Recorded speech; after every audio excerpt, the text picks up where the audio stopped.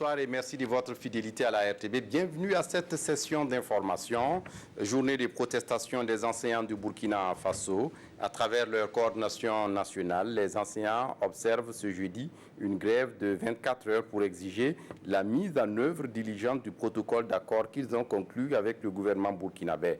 Le protocole en question insistait sur l'amélioration des conditions de vie des travailleurs de l'enseignement à travers un statut revalorisant. 7 mois après, le gouvernement burkinabé semble traîner les pas selon la coordination et à travers le mouvement. De ce matin à Ouagadougou et dans le reste du pays, les enseignants dénoncent donc cette lenteur.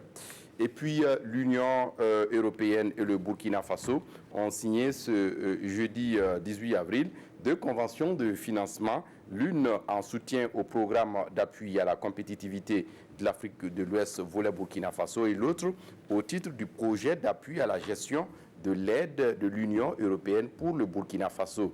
L'objectif du programme compétitivité est d'une part d'améliorer la performance des différents acteurs intervenant dans les chaînes de valeur et d'autre part de contribuer à l'amélioration du cadre législatif et réglementaire pour la compétitivité des chaînes de valeur et au renforcement du dialogue secteur privé, secteur public.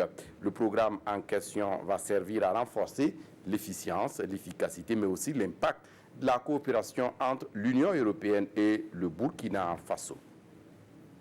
Le comité national de suivi du pèlerinage à la Mecque était face à la presse ce matin pour donner des informations sur l'édition 2019 du pèlerinage à la Mecque. Selon cette conférence de presse, le coût du ticket à la Mecque s'élève cette année à plus de 2 130 000 francs CFA. Et selon toujours ce comité, l'Arabie Saoudite a renouvelé le quota des 8 143 pèlerins accordés au Burkina Faso à l'issue de plusieurs missions, dont la première était conduite par le ministre en charge de l'administration territoriale, de la décentralisation et de la cohésion sociale. En outre, la convention entre l'Arabie Saoudite et le Burkina Faso consacre aussi la participation du Burkina au Hajj 2019 et puis les contrats de prestation relatifs au séjour en terre sainte de l'islam ont été également conclus selon toujours cette conférence de presse de ce matin. Avril 2019, cela fera 2 ans que la radio rurale au Burkina émet à nouveau. Elle renaît de ses cendres après 5 ans de disparition dans le paysage médiatique au Burkina Faso. Elle semble avoir désormais de beaux jours devant elle, avec comme ambition l'augmentation du nombre de langues nationales parlées et la couverture du territoire national.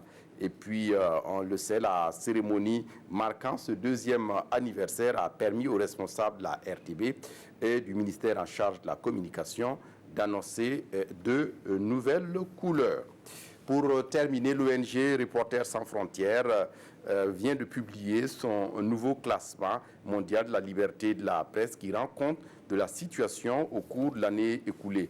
La Norvège, la Finlande et la Suède trussent comme chaque année le haut du classement. En revanche, en Afrique, aucun pays et territoire affiche une situation bonne et seulement 4 en situation plutôt bonne.